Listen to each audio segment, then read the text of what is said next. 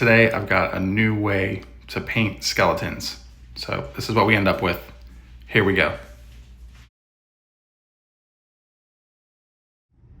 All right, so while that other project's drying, I printed this off a couple days ago. It's been sitting. I got to clean off the supports a little bit still, but I have been a fan of Westfalia Miniatures and specifically Boris Welleslin. Hopefully I'm saying that right. Really since I think that Elven campaign, and they of course are doing a competition for painting Skelly Joe from Morkborg. I can't play it on the video, so I don't want to get copyright claimed, but I went to grab this to put it on to listen to while I was painting, and I realized it's been so long since I've actually looked at the Morkborg rulebook that the head I wasn't going to be used is the Morkborg cover head. I think. I'm pretty sure. The skeleton guy. The skeleton version, and then this is the one that has the actual fur on it. Okay, so I was thinking about it. I'm not going to use this base. I'm going to use the slotted base.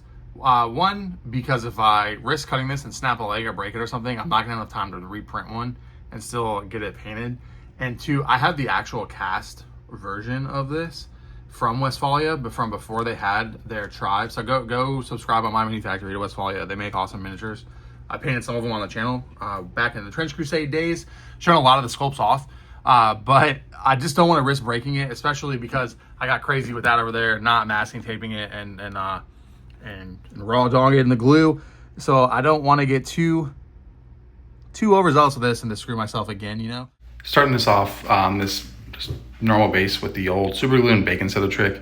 I want to keep this pretty simple. I don't want the attention to go to the base, and I'm in a hurry too. So black primer, going over top of the black primer with Tenebris Gray, hitting this from the top and the bottom. I'm pretty much just replacing all of the black with Tenebris Gray and gonna start our work up from that. And this whole paint idea actually came from when I was painting that Infinity commission, and I figured this out by accident when I was trying to paint those sandstone bases. So now Phthalocyanine blue ink through the airbrush all over the model, arcane blue on top of that, just from the top down. And now we start to get into the secret sauce, this tangerine ink. So it comes out, it's gonna kind of give us a green base with the blue. We'll still have that dark blue ink in all of our shadows, and then coming in with a very liberal zenithal highlight.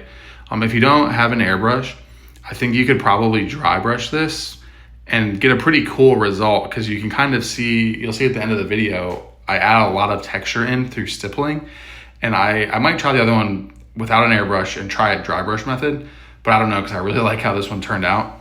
So now we're coming to the secret sauce, the sunny skin tone, bright orange. For some reason, when it goes over top of this ink, it turns into white. I don't know, maybe this will be that one video where I say get these specific paints, because you can see as soon as it starts coming out of the airbrush, and then when it hits that ink, it's very white, despite in the bottle showing that very orange color. So now I'm doing this zenithal style. Like, I don't want to get any of it on the bottom, but I am making sure that I cover up all that tangerine ink. So I keep the blues in the shadows, and as I get closer down to the ground, I have less on it. But I definitely want to wash out all that bright tangerine ink. And now we come away with this very nice looking bone texture. And with an airbrush, to get to this part, it really only took like 10 minutes. I think it took me longer to clean the pot out like usual to get to here. And I'm really happy with this result. And I figured this paint recipe out when I was doing the Infinity bases on the sandstone, and I didn't want this effect then, so I'm glad I could come back and test it out on this bone, because I've been dying to ever since I finished it. And this is what you get with just the flat out airbrushing work. So if you have an airbrush, you could get to here, you could slap some wash on it, and you could probably be good to go if you didn't want to enter this into a competition like I do. So now just burnt umber on the palette, and then it's like 50-50 watered down next to it. That's what that second pile that I'm pulling this brush out of. And I'm treating this like a wash, but I'm not just slathering this on the whole model. You can see I'm being very intentional with where I'm putting it. I'm painting it into the cracks of the shin bones right now. and it's so wet, and you can see here on my thumb just how wet and translucent it is. I'm pulling this down from places of where I don't want it and pulling the brush into the crevices and the holes where I do want it, and then pulling the brush out of there. And by doing that, I'm gonna avoid any like tea stains or water streaks or getting the wash in any place I don't want it. And it's gonna make it so this acrylic wash almost seems like a oil wash. And again, I'm just being very careful with where I put this. I want every brush stroke on this model intentional. And normally, if I wasn't on such a time crunch, I would have gap filled that hairline. It kills me to look at right now. But I didn't have time for green stuff to cure. And I staged my pictures so that you can't see that gap in the back of the head. So I cheated a little bit there, but normally I would gap fill that because it's driving me crazy looking at it now in voiceover.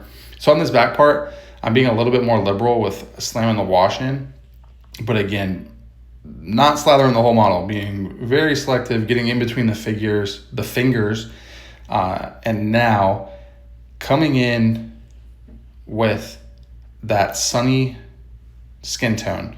So this is the color we airbrushed, and because it's coming out of the brush now, the pigmentation is going to be higher and it's going to be brighter. So again, this is stippling, coming in very intentional on where I'm putting this paint at, and only hitting the big highlighted portions, and I'm letting all those parts where I scratched in ink, or where I scratched in the burnt umber, not ink. Any place that I accidentally put too much paint on, I just wipe away with my finger. And here's where we are. So now I have some pure white. I'm intentionally out of focus so you can see the palette back there. That's pure white mixed in with that sunny skin tone right there. And now I'm gonna come in with pure white, and I'm just gonna very, very carefully stipple this in on the brightest points, the places that would be like worn off from friction or rubbing against itself. Gonna get the camera in focus there. And again, same thing with my finger. If I put too much paint anywhere, I'm just gonna wipe it off just like you would an oil paint. And these colors are all scale colors, so they're very thick, very heavily pigmented. And I'm sticking my finger straight on it and then back off of it. I'm not wiping it. Because my fingerprint and all the like super glue on my fingertips are gonna add texture. So I don't wanna swipe it because that's gonna make it look like somebody swiped paint across it. But by dabbing it, I'm getting some of the paint off while creating texture. So I'm just hitting all these specific spots. Sorry, the cat just opened the door on me. So again, just working through the whole model, stippling on this pure white and being very, very selective of where I want it. And so now we're gonna have this whole bone is gonna be tinted greenish from the initial airbrush work that we did, and our shadows are still very blue, even though it's hard to photograph. And it also kicked my ass trying to get photo submissions, but you can really see it in the legs how our shadows are very green and blue and nasty. And I'm just coming in and stippling in pure white now on top of this, and it really, really kicks it up and just adds that dynamic volume into the model. And I think, in my opinion, really takes it to that next level, especially considering how little time I actually spent on this. I think total time spent on the model was probably 4 hours, and I'm really happy with everything that came out. Sadly, I lost the footage painting the head and the weapons and the shield because my phone actually got crunched. So that's also why the daily hobby streak came to an end.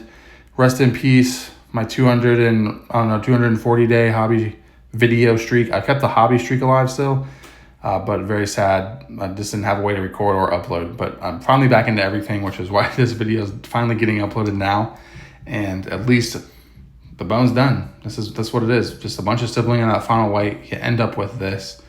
Very happy with this outcome, especially the bone. I'm really happy with how this bone came out, and had to share this new way. I haven't seen anybody try to do it before.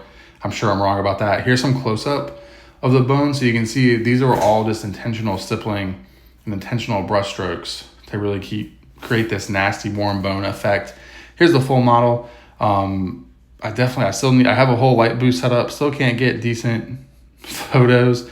I hate the face. Not really happy with how I did the face. I don't know. Looking at it now, though, I'm a little bit happier. Actually, love the sword. The sword and the shield. I'm going to make a video on how I actually painted that because I was kind of testing out things. But thanks for watching. I'll see you tomorrow. The Hobby Streak is coming back.